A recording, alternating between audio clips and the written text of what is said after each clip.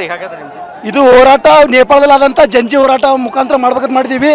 ಇನ್ನೂ ಕೆಲವೇ ದಿನಗಳಲ್ಲಿ ಏನಾದರೂ ನೋಟಿಫಿಕೇಶನ್ ಮಾಡಲಿಲ್ಲಪ್ಪ ಅಂದ್ರೆ ಇದಕ್ಕಿಂತ ನೇರವಾಗಿ ವಿಧಾನಸೌಧ ಮುಕ್ತಿ ಆಗುವಂಥ ಕೆಲಸ ಮಾಡ್ತಿದ್ದೀವಿ ಹೋರಾಟ. ದಯವಿಟ್ಟು ಎಲ್ಲ ಮಿನಿಸ್ಟ್ರುಗಳಲ್ಲಿ ಮುಖ್ಯಮಂತ್ರಿಗಳಲ್ಲಿ ಎಚ್ಚೆತ್ತುಕೊಳ್ಬೇಕಾಗಿ ವಿನಂತಿ. ಏನಪ್ಪ 5 ವರ್ಷ ಆಯ್ತು ನಾವು ಏನು ಕಲ್ಪನೆ ಮಾಡಿದೆ.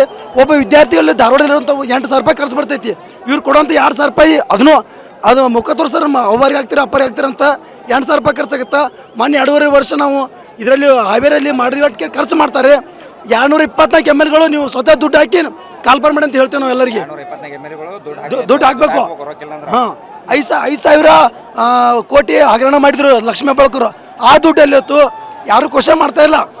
ಅಪೋಸಿಟ್ ಪಾರ್ಟಿ ಆದಂಥ ಎಷ್ಟೆಷ್ಟು ದುಡ್ಡು ಹೋಗಿದೆ. ಅಪೋಸಿಟ್ ಪಾರ್ಟಿ ಆದಂಥ ಬಿಜೆಪಿ ಪಕ್ಷ ಹೆಡ್ಲೈನ್ ಬರ್ತಿದೆ ಬಿಜೆಪಿ ಬರೋದ್ ಪಟ್ಟಿ. ಇದು ಬಿಜೆಪಿ ಬರೋದ್ ಪಟ್ಟಿ ಎಲ್ಲ ಜಂಜಿ ಪ್ರೊಟೆಸ್ಟ್ ಇದು. ಅದಕ್ಕಾಗಿ ಏನು ಹೇಳತ್ತಪ್ಪ ಅಂದ್ರೆ ನೇರವಾಗಿ ಹೇಳುತ್ತೇವೆ. ಇನ್ನೂ ಕೆಲವೇ ದಿನಗಳು ನಿಮ್ಮ ಹೇಳಿಕೆಗೆ ನಮ್ಗೆ ಸಾಕಾಗಿ ಹೋಗಿದೆ. ಇನ್ನೂ ಕೆಲವೇ ದಿನಗಳು ಹೋರಾಟ ಮಾಡಿ ಅಂದ್ರೆ ವಿಧಾನಸೌಧ ಮುಕ್ತಿ ಆಗ್ತೇವೆ. 15 ದಿನ ಟೈಮ್ ಆಗ್ಲಿಕ್ಕೆ ವಿಧಾನಸೌಧ ಮುಕ್ತಿ ಕೆಲಸ ಮಾಡ್ತೇವೆ. ನಾವಿಲ್ಲ ಸ್ವಾಮಿ, ನಾವೇನು ಕೇಳ್ತಾ ಇದ್ದೀವಿ, ನಮ್ಗೆ ಜಸ್ಟ್ ನೋಟಿಫಿಕೇಶನ್, ನಿಮ್ದು ಏನು ಬೇಡ, ನೋಟಿಫಿಕೇಶನ್ ಮಾಡಿ ಯುವಕರ ಭವಿಷ್ಯವನ್ನು ರೂಪಿಸ್ರಿ. ಯಾಕಪ್ಪ ಅಂತಂದ್ರೆ ನಾವು ಎಷ್ಟು ಕಷ್ಟಪಡ್ತೀವಿ ಅನ್ನೋದು ನಮಗೆ ಗೊತ್ತು. ವಿರೋಧ ಪಕ್ಷದ ನಾಯಕರು ಯಾವ ರೀತಿ ಇರ್ಬೇಕಂದ್ರೆ 100 ನಾಯಿಗಳನ್ನು ಕೆಟ್ಟುಕೊಂಡು ವಿರೋಧ ಪಕ್ಷ ನಾಯಕನದಂತ ಹುಲಿ ಅಂತ ಇರಬೇಕು. ಅಂದ್ರೆ ಎಲ್ಲ ನಾಯಿಗಳು ಹುಲಿ ಅಂತ ಗರ್ಜಿಸ್ತಾವು.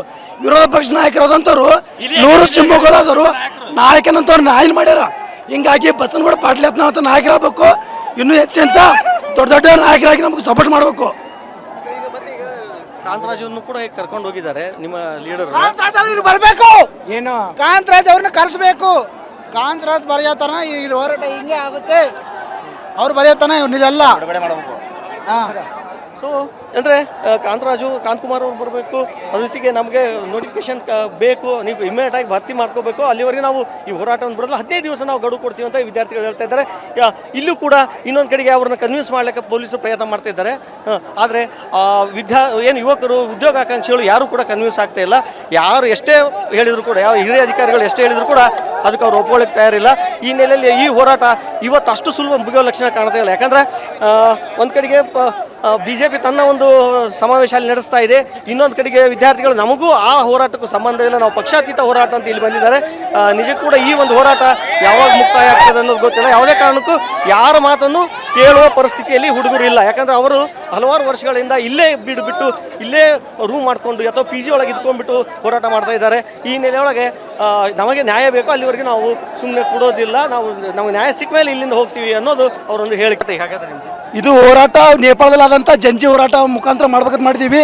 ಇನ್ನೂ ಕೆಲವೇ ದಿನಗಳಲ್ಲಿ ಏನಾದರೂ ನೋಟಿಫಿಕೇಶನ್ ಮಾಡಲಿಲ್ಲಪ್ಪ ಅಂದ್ರೆ ಇದಕ್ಕಿಂತ ನೇರವಾಗಿ ವಿಧಾನಸೌಧ ಮುಕ್ತಿ ಆಗುವಂಥ ಕೆಲಸ ಮಾಡ್ತಿದ್ದೀವಿ ಹೋರಾಟ. ದಯವಿಟ್ಟು ಎಲ್ಲ ಮಿನಿಸ್ಟ್ರುಗಳಲ್ಲಿ ಮುಖ್ಯಮಂತ್ರಿಗಳಲ್ಲಿ ಎಚ್ಚೆತ್ತುಕೊಳ್ಬೇಕಾಗಿ ವಿನಂತಿ. ಏನಪ್ಪ 5 ವರ್ಷ ಆಯ್ತು ನಾವು ಏನು ಕಲ್ಪನೆ ಮಾಡಿದೆ. ಒಬ್ಬ ವಿದ್ಯಾರ್ಥಿಗಳಲ್ಲಿ ಧಾರವಾಡದಲ್ಲಿರುವಂಥ 8,000 ರೂಪಾಯಿ ಖರ್ಚು ಬರ್ತೈತಿ.